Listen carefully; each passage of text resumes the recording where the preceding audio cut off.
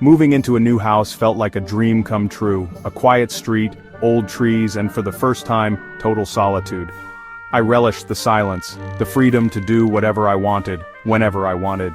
The creaks and groans of the house became familiar, almost comforting. I quickly settled into a routine: work, dinner, relaxation, repeat. Everything was in its place, and I took pride in my tidy, peaceful home. I felt completely in control, safe in my own little world. But that sense of security was an illusion. Looking back, I realized how blissfully unaware I was. I thought I was alone, but I wasn't. Someone else was there, hidden, sharing my space. My sanctuary had already been breached, and I had no idea. The peace I treasured was a fragile fantasy. Soon, it would all come crashing down. I was about to discover just how wrong I was, and the fear that followed would never truly leave me. It started with small things. Missing slices of bread, milk disappearing faster than I remembered. I blamed my own forgetfulness, rationalizing every oddity. But then, books moved, the thermostat changed, and doubt crept in. I started to feel watched, a chill running down my spine when I was alone. Every time I turned around, I expected to see someone. I laughed it off, but the feeling grew stronger. The little things piled up, cracks forming in my sense of normalcy. I couldn't ignore it anymore. Something was very wrong in my perfect house. The unease became impossible to shake. The attic door was the breaking point. It was always closed, until one morning I found it slightly open. My heart pounded. I knew I'd shut it tight. I tried to explain it away, but nothing made sense. I pushed it closed, hoping it was a fluke. Days later, it happened again. The door opened wider this time. Fear took over. Someone was opening that door. I checked every lock and window. Nothing was out of place. The house felt violated, my safe haven slipping away. I couldn't sleep, couldn't relax. The attic door became an obsession. I needed answers, but the truth was more terrifying than I imagined. Someone was getting into my attic, and I was running out of excuses. The mystery deepened, and so did my fear. My home no longer felt like mine. I was living with a threat I couldn't see. I had to know the truth. I put clear tape over the attic door seam. If it broke, I'd have proof. The next morning the tape was sliced cleanly. My fear turned to dread. Someone was up there. I bought a motion-activated camera and hid it in the hallway, aimed at the attic door.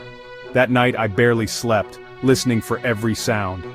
I was terrified of what I might find, but more afraid of not knowing. The hours dragged by, my mind racing. I just wanted the night to end. I needed to see the footage. I needed to know who or what was haunting my home. The suspense was unbearable. I was desperate for answers. At dawn, I grabbed the camera and watched the footage, heart pounding. For minutes, nothing happened. Then at 2:17 a.m., the attic door opened. A ladder unfolded and a woman climbed down, her face hidden by messy hair. She moved quietly, like she'd done it before. She disappeared into the kitchen, then returned with my missing crackers. She climbed back up, pulled the ladder in, and shut the door. I stared at the screen, horrified.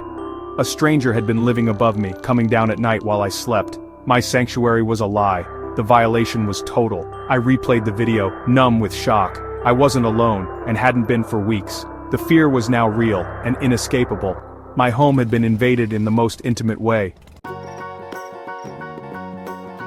Shaking, I called 911 and ran outside, waiting for the police. I showed them the footage. Their shock was immediate. Officers entered, calling out warnings, then pulled down the attic ladder. They found her, the woman from the video, tired, scared, and silent.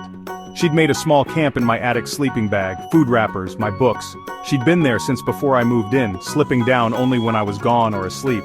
She watched me unpack, learned my schedule, and lived in my home undetected. Seeing her in handcuffs, I felt a chill deeper than fear. My every move had been observed for weeks. My home was her hiding place. The reality was worse than any nightmare. I would never feel truly safe again. The invasion was complete. I couldn't stay in the house after that. The police called it frogging, someone secretly living in your home. I sold the house, but the fear followed me. Every creak, every attic door became a trigger. I check locks obsessively, scan ceilings for hidden spaces. Friends think it's a quirk, but they don't know the dread I carry. You're never as safe as you think. So, check your locks, notice the little things, and always, always check your attic. Because sometimes the silence isn't empty, it's hiding someone else.